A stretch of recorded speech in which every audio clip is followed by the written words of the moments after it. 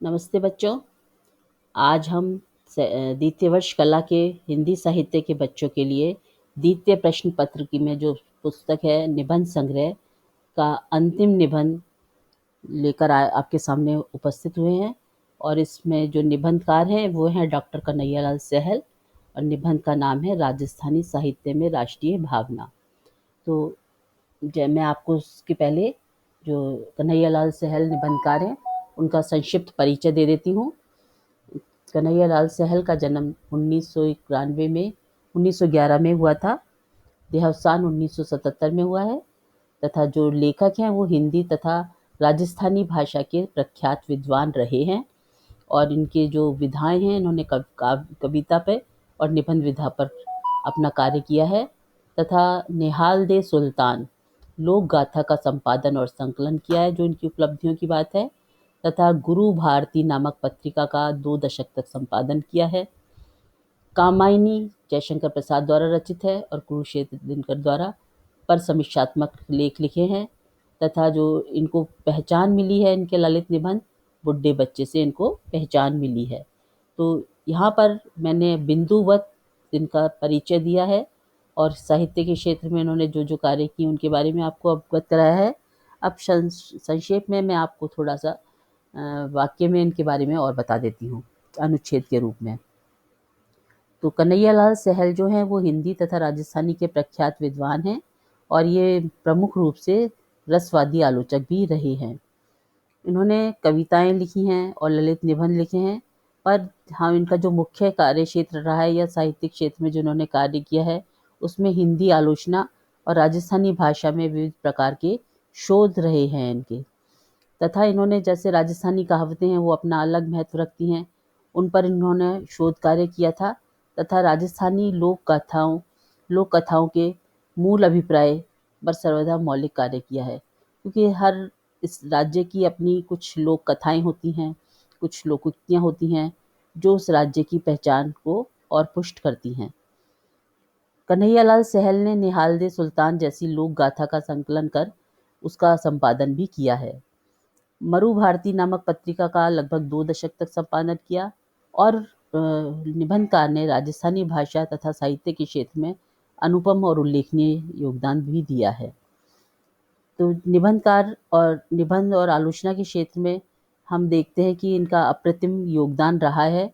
और जो आलोचना के पथ पर अनुसंधान और आलोचना जैसी अनेक आलोचना कृतियों पर का जो इन्होंने प्रेरण किया और साकेत के नवम सर्ग का काव्य व कवि व्यवहारिक आलोचना के क्षेत्र में एक महत्वपूर्ण कृति मानी जाती है, उस पर भी इन्होंने अपना कार्य किया। तथा इनको जो प्रमुख पहचान मिली, जैसा मैंने आपको बिंदु में बताया था कि बुड्ढे बच्चे जो इनका ललित निबंध है उससे इनको पहचान मिली।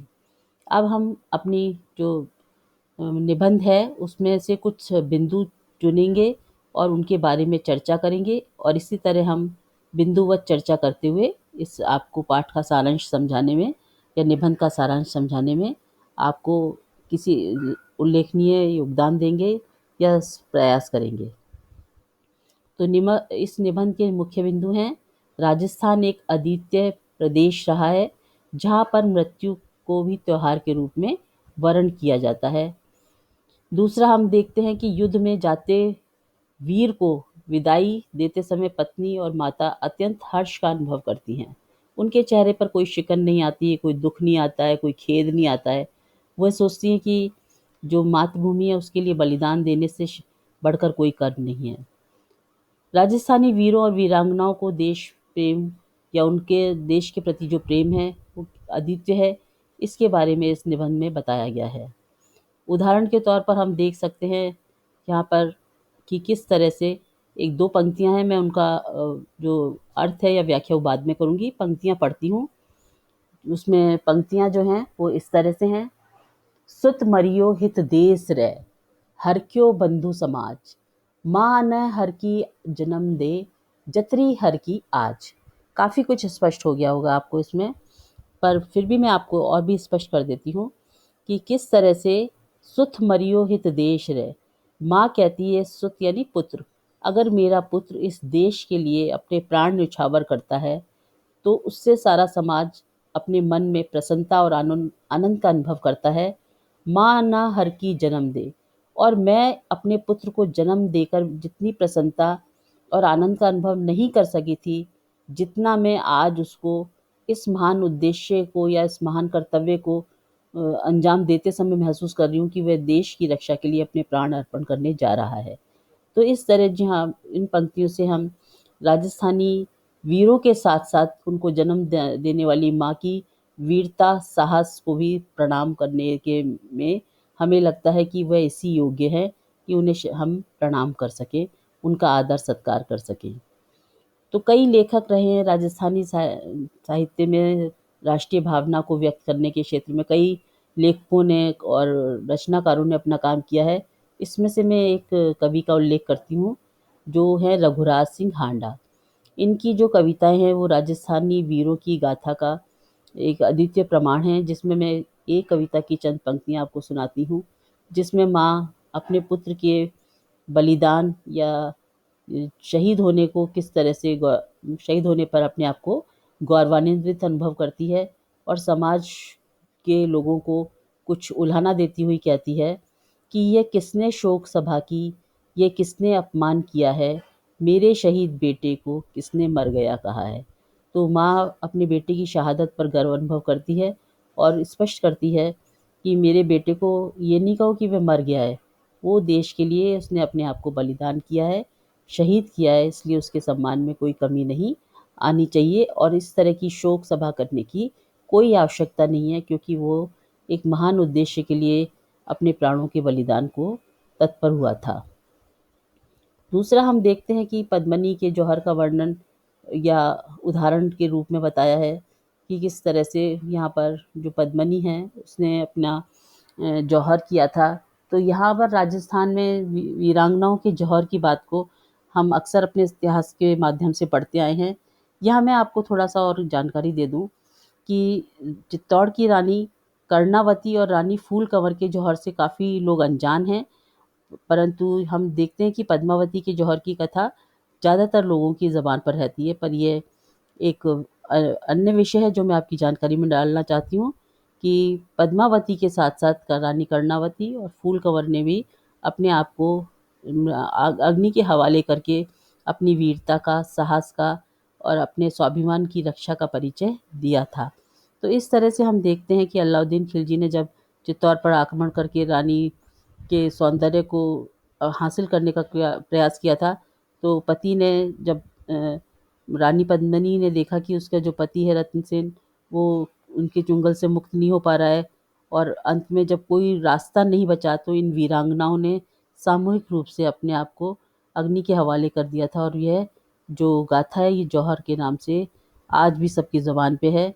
तो इस तरह से हम राजस्थानी साहित्य में इनकी वीरांगनाओं के और वीरों का शौर्य वर्णन, वीरता का वर्णन पढ़ते आते हैं और हम देखते हैं कि किस हमें राजस्थानी साहित्य में राष्ट्रीय भावना के जो दर्शन हैं, वो कदम-कदम पर देखने को मिलते हैं। तो इस तरह से यहाँ पर हमने इनके बारे में पढ़ा। अब मैं थोड़ा-सा और आपको विस्तार से बताती हूँ कि जो भारतवर्ष है, उसमें राजस्थान जैसा एक ऐसा अद्वितीय प्रदेश भी है, जहाँ हम देखते हैं कि मृत्यु को त्योहार के रूप में मनाते हैं। और धारा तीर्थ में स्नान करना, जहाँ परम पुण्य और पवित्र कर्तव्य समझा जाता है। तो निश्चय ही उनकी वाणी प्रफुल्लित होकर प्रशंसा के बहुमुखी उद्गारों में फूट पड़ती है।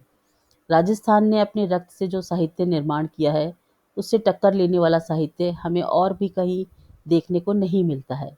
राजस्थान का ये मरण त्योहार तो एकदम नवीन है। यहाँ पर हम इसे कवि की कोरी कल्पना नहीं कह सकते, इसके प्रमाण हमें कदम-कदम पर देखने को मिलते हैं। तो इस तरह से हमने देखा कि किस तरह से ये शूरवीरों की भूमि रही है और शूरवीरों के साथ-साथ उनकी वीर पत्नियों का, वीर माताओं का भी यहाँ पर उल्लेख और उनके द्वारा किया गया त्याग, बलिदान देखने को मिलता है। यहाँ पर मैं आपको महाराणा रानी पद्मिनी और रतन सेन के किस्से के बारे में बताया था। अब आगे मैं कुछ बिंदुओं में यहाँ भारतीय स्त्रियों की वीरता के बारे में बता रही हूँ। इसमें प्रमुख रूप से चूँकि हमारा प्रसंग राजस्थानी साहित्य में राष्ट्रीय भावना के बारे में है, तो मैं उसी पर अपना विषय केंद्रित करते हुए आपसे बात कर रही हूँ। तो जो अगला हम बिंदु के रूप में इस निबंध में देख सकते हैं, वो ये है कि राजस्थानी वीर सपूत हँसते-हँसते मृत्यु का वरण करते हैं और मृत्यु स्वयं शूरवीरों को की वीरता से भयभीत होती है। कितना आश्चर्य है, कितना गर्व का विषय है कि मृत्यु खुद डर जाती है कि इन वीरों का सामना वो कैसे करेगी, क्योंकि वीरता जो वीर हैं, वो उन्हें अपने प्राण की परवाह नहीं है, उन्हें तो अपनी धरा के सम्मान की ही ज़्यादा चिंता है। वीर माताएँ पालने में ही लोरी गाकर बालक को सीख देती हैं और जैसे कि उन्होंने कहा, एक उदाहरण के रूप में समझाया है कि "इला न देणी आपणी, मरण महोत्सव का महत्व सिखाती हैं"। तो यहाँ पर हम सही जो देखते हैं कि पन्नाधाय के जो कर्तव्य उसने अपना निभाया था, वीरता का परिचय देकर अपने पुत्र के प्राण देकर उसने जो एक तरह से वंश परंपरा को बचाकर अपने पुत्र के प्राणों का बलिदान दिया था। तो वो वीर नारी जो पन्नाधाय है, उसको भी साहित्य में या राजस्थान के इतिहास में ही नहीं, पूरे भारतवर्ष में उसको ये त्याग को जाना जाता है, सराहा जाता है और उसके वीर माता होने के गौरव को हम आज भी अपने हृदय पे अनुभव करते हैं। तो यहाँ पर हमने अभी कहा कि राजस्थानी वीर सपूत हँसते-हँसते मृत्यु का वरण कर लेते हैं। तो इसमें और जो उन्होंने कहा कि "इला न देणी आपणी", तो किसी भी तरह पर, किसी भी कीमत पर अपनी धरती को वो दूसरों के संरक्षण में या दूसरों के अधीन होते देख नहीं सकते हैं और स्वतंत्रता का किस तरह से वो सम्मान करते हैं, हमारे देश के वीर, उसके बारे में बताया गया है। और कुछ ऐतिहासिक प्रसंगों को लेकर रामायण और महाभारत पर चर्चा करके उन्होंने बताया है कि किस तरह से यहाँ पर जो रामायण का पात्र या कहना चाहिए रावण था और महाभारत का पात्र दुर्योधन था, वो मृत्यु से किस तरह से मुँह छिपाते घूम रहे थे। पर ये राजस्थानी वीरों का की महानता है, शूरवीरता है कि वो हर परिस्थिति में मृत्यु का वरण करने के लिए अपने आप को उपस्थित करते हैं और हँसते-हँसते मृत्यु को गले लगा लेते हैं। इसी क्रम में हम राजस्थान में जो वीरांगना की बात है, हाड़ी रानी, जो जिसका प्रसंग भी बहुत ही सम्मानपूर्वक हम पढ़ते आए हैं इतिहास के पन्नों पर कि हाड़ी रानी जब देखती हैं, महसूस करती हैं कि उनके पति उनके मोह में या उनकी से वशीभूत होकर युद्ध के लिए प्रयाण करने में देर कर रहे हैं और हाड़ी रानी को इसे समझते तनिक भी देर नहीं लगी कि यह उनका पति का उनके प्रति मोह है जो उन्हें उनके कर्तव्य के मार्ग में बाधा बनकर उपस्थित हो रहा है। तो उन्होंने एक क्षण भी देर लगाए अपना सिर काट कर उनको प्रस्तुत कर दिया कि अब कहीं तुम्हारे मार्ग में कोई बाधा नहीं है और कोई अवरोध नहीं है और इस तरह से अपने पति की दुविधा को, द्वंद्व को समझकर अपने प्राणों का उत्सर्ग करने वाली वीर हाड़ी रानी, वह राजस्थान की ही भूमि पर जिसने जन्म लिया था और जिसकी वीर गाथा आज भी हम पढ़ते आए हैं। तो यहाँ पर हमने देखा कि किस तरह से वीरांगनाओं के बारे में बताया है। उसी को मैं कुछ और आपको बता देती हूँ कि जो भारतीय राजस्थान की वीरांगनाएँ हैं, वो कई बार हमने देखा परिस्थिति पड़ने पर रणचंडी का रूप भी धारण कर लेती हैं और तलवार कृपाण लेकर दरवाजे से आगे बढ़ जाती हैं, शत्रुओं को लड़काती हैं और क्या है अपने कुल मार्ग से विचलित न होकर जौहर की ज्वाला में जीवित जल जाया करती हैं। जैसा कि हम यहाँ पर रानी पद्मिनी के जौहर की बात अभी ऊपर मैंने प्रसंगवश की थी आपसे कि किस तरह से उन्होंने कहा, देखा कि परिस्थितियाँ जब बहुत ही प्रतिकूल हो गई हैं, मान-सम्मान, प्रतिष्ठा पर विषय आ गया है, तो उन्होंने कहा ऐसे प्राणों को रखकर भी हम क्या करेंगे? जब हम पराधीन हो जाएँगे, हमारा मान-सम्मान धूल-धूसरित हो जाएगा, तो इन प्राणों को बचाकर करने का औचित्य ही क्या है? उन वीरांगनाओं ने सामूहिक रूप से अपने प्राणों का बलिदान कर दिया था। तो इस तरह से हम देखते हैं कि जो मृत्यु का जो वरण करने का, हँसते-हँसते गले लगाने का, ये राजस्थान में ही नहीं, हम देखते हैं समूचे भारत में यहाँ के जो वीर हैं, वो गौरव से अपना मस्तक ऊँचा रख सकते हैं तथा राजस्थान के इन लाडले सपूतों ने मृत्यु के साथ जो खिलवाड़ किया है, मृत्यु तो उन्हें एक खेल लगती है, उसको चुनौती नहीं लगती है, उससे कोई भय नहीं है। बल्कि ऐसा अनुभव किया होता है कि मृत्यु स्वयं भयभीत होकर उनसे बचना चाहती है। तो इस तरह से हमने देखा कि किस तरह से राजस्थानी वीर जो थे, वो अपने प्राणों का बलिदान करने में कभी भी पीछे नहीं हटे थे। तो वैसे देखा जाए तो प्राणों का बलिदान कोई हँसी खेल नहीं है। किसी प्रबल वेगमयी, बलवती या स्फूर्तिमयी भावधारा से अनुप्राणित हुए बिना मृत्यु का निर्भीकतापूर्वक वरण करने वाले, उसका आलिंगन करने वाले, ये सारे जो वीर हैं, ये राजस्थान की वीर भूमि में ही जन्म लिया है इन्होंने। और उदाहरण के रूप में उन्होंने कहा था कि जैसे कि पांडव थे वो हस्तिनापुर को छोड़ के चले गए थे, और दुर्योधन जो था वह भी अपने प्राणों की रक्षा के लिए जल में जाकर बैठ गया था। पर राजस्थानी वीरों में हम देखते हैं कि वह कहीं भी उनका मृत्यु से पलायन नहीं है, वह उसे गले लगाते हैं हंसकर। तो इस तरह से यहाँ हमने इस इतने अनुच्छेद में समझा कि वीर कैसे मृत्यु का वरण कर लेते हैं। मृत्यु स्वयं वीरों को देखकर भयभीत हो जाती है। वीर माताएं पालने में लोरी गाकर बच्चे को सिखाती हैं कि इला ने देनी अपनी, चाहे हमें मौत को गले लगाना पड़े। अब मैं आगे एक और कुछ बिंदु पढ़ के आपको इसका सारांश बताती हूँ। अन्य महत्वपूर्ण बिंदु के रूप में हम देखते हैं कि राजस्थानी जो धरा है या जवी है, उसने कवि रत्न दिए हैं, दान रत्न दिए हैं और वीर रत्नों को जन्म दिया है। वीरों ने अपनी रक्त से राजस्थानी धरा को सिंचित किया है। चारण कवियों द्वारा स्वतंत्रता की ज्योति जगाए रखी गई है। महाराणा प्रताप जैसे वीर आत्म बलिदान, जातीयता, देश प्रेम, परहित आतुरता के लिए सदियों तक हम देखा है जाने जाते रहेंगे, और उनकी जो पहचान है वो हमेशा बनी रहेगी।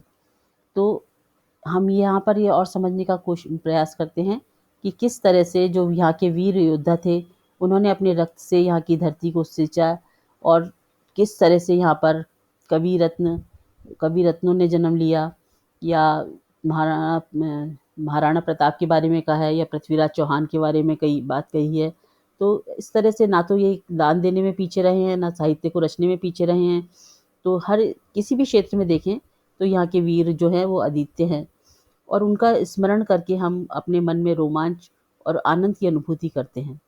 तो इस तरह से इस देश में जो महिमामयी संस्कृति है उसको भी बल मिलता है, और हमें इस तरह से अपने मन में यह उदाहरण जो हैं वो हमें प्रेरणा स्रोत के रूप में हमेशा याद रहेंगे।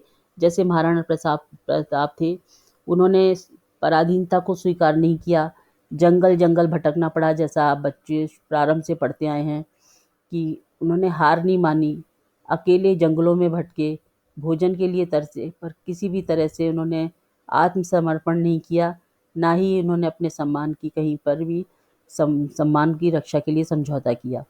तो यह एक प्रेरणा स्रोत ही है चरित्र, जो हम देखते हैं कि सदियों तक याद किया जाता रहेगा। यहाँ पर और स्पष्ट बात कर दूं कि चारण भी यहाँ पर इसी मरुभूमि पर पैदा हुए हैं, जिन्होंने यहाँ के वीरों का यशोगान किया है। और चारण कवियों का तो इतना महत्व है कि जो हमारा आदिकाल का साहित्य है उसमें उसको यह भी कहा गया था कि क्यों ना इसको चारण काल नाम दे दें। तो क्योंकि कई चारण कवि हुए थे जिन्होंने वीरों का यशोगान किया था। पर यहाँ पर हमने इन चारणों का जो संबंध है वो काठियावाड़ गुजरात से भी है, और हम आज भी देखते हैं कि यह उनका जो अस्तित्व है वो साहित्य में अमर है। तो हम राजस्थानी साहित्य में आत्म बलिदान, जातीयता, देश प्रेम, परहित आतुरता, स्वतंत्रता की भावना, ये सब देखते हैं। और बच्चों ये बहुत ही आवश्यक है कि बिना त्याग के, बिना बलिदान के, बिना समर्पण के, बिना देश प्रेम के और बिना जातीयता की भावना से ऊपर उठे हम कभी भी देश में प्रगति या समरसता या समन्वयता का भाव नहीं ला सकते हैं। तो ये पहली आवश्यकता है कि किसी भी देश की समृद्धि के, प्रगति के लिए और स्थायी पहचान बनाने के लिए सभ्यता और संस्कृति की बहुत ज़रूरी है कि उसमें वहाँ के वीरों में या नागरिकों में बलिदान का भाव हो, देश के प्रति प्रेम का भाव हो, अनुराग का भाव हो। और ये सब इसके बिना हम देखते हैं ये बहुत ही आवश्यक और एक तरह से अनिवार्य गुण हैं। आज हम देखते हैं कि वर्तमान में राष्ट्रीय चेतना का युग है, और हमें ये ऐसा महसूस भी होता है कि मानो राष्ट्रीयता की बाढ़ में आज हमारे धार्मिक विश्वासों की नींव ही हिलने लगी है, क्योंकि नैतिकता और धर्म के अन्य किसी स्वरूप को स्वीकार न कर आज राष्ट्रीयता को ही धर्म का रूप दिया जाने लगा है। क्योंकि सबसे बड़ी बात है, हमारी पहचान क्या है? राष्ट्रीयता से ही हमारी पहचान है कि हम भारत देश के नागरिक हैं, ना कि हम हिंदू हैं, हम मुसलमान हैं, या हम सिख हैं, ईसाई हैं। ये संकीर्णता है हमारे सोच की, विचारों की। हमारी पहचान हमारे राष्ट्र से होती है, और इसी को हमें प्रमुख रूप से समझना चाहिए। तो यहाँ पर हमने इस तरह से अपनी बातों को समझा कि राष्ट्रीयता वास्तव में एक विचार है, एक भावों का आवेश है, जिसके बिना हम देखते हैं कि कोई भी जनसमूह जो है वो एक सूत्र में नहीं बन सकता है। तो राष्ट्रीयता का जो विचार है वो राजनीतिक रूप से हमें मजबूत बनाए तभी बनाएगा जब हम अपने देश के हितों का ध्यान रखेंगे और इन छोटी मोटी जो दुर्भावनाएं हैं या अस्तित्व की लड़ाई है, जातिगत या हिंदू मुस्लिम या ऊंच नीच के भाव से ऊपर उठ के केवल हम हमारा देश और देश के प्रति समर्पण की बात को याद रखेंगे, तभी हम आगे बढ़ सकेंगे। तो हम इन छोटे छोटे जो हमारे संकीर्णता है, इससे उबर कर हम अपने देश के बारे में जब सोचेंगे, तभी हमारा राष्ट्र विकास कर सकेगा। तो यहाँ पर मैं पुनः अपने बिंदु पर आती हूँ और आपसे बातचीत करती हूँ कि किस तरह से राजस्थानी साहित्य में राष्ट्रीय भावना के बारे में कन्हैयालाल सहल ने लिखा था।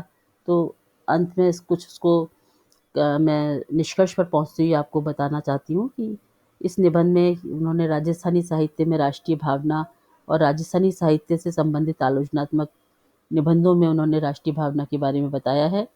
और निबंधकार ने राजस्थानी साहित्य में विद्यमान मृत्यु से जूझने की वीर भावना पर भी प्रकाश डाला है और बताया है कि राजस्थान के वीरों की देश प्रेम, आत्म बलिदान और स्वतंत्रता की भावना को सहज रूप से किस तरह से स्वीकार करते हैं, उसको पर उन्होंने स्पष्ट रूप से बताया है। राजस्थानी साहित्य में कई उदाहरण हैं, उनके माध्यम से पाठकों को परिचित कराया है। और राजस्थानी साहित्य या यहाँ के वीरों का जो एक तरह से उनके वीरों के योगदान के बारे में जब हम पढ़ते हैं, तो हमारा पाठकों का मन उत्साह से भर जाता है। और लेखक ने इस निबंध के माध्यम से राष्ट्रीय भावना के स्वरूप को बताते हुए राजस्थानी साहित्य में प्रतिफलित देश प्रेम की भावना और परहित प्रेम की जो भावना है, जो कि राष्ट्रीयता के लिए अत्यंत आवश्यक है, उसको एक तरह से हमारे सामने रख कर यह स्पष्ट करने की कोशिश की है कि हमें अपने छोटे छोटे संकीर्ण स्वार्थों से उठकर देखना चाहिए कि किस तरह से राजस्थानी वीरों ने अपने प्राणों का बलिदान बेहिचक किया था। वीरांगनाओं ने अवसर आने पर अपने चरित्र का परिचय दिया था। तो जब तक राष्ट्रीयता की भावना नहीं होगी, कोई भी राष्ट्र प्रगति और उन्नति नहीं कर सकता है। इस बात को हमें समझना चाहिए और समझना भी होगा। तो ये बच्चों निबंध यही समाप्त होता है। आप इसको पढ़िए और समझने की कोशिश करिए। अगर कोई दुविधा है, समझने में कहीं परेशानी है, तो आप मुझसे संपर्क कर सकते हैं। तो निबंध यहीं अब समाप्त होता है। धन्यवाद।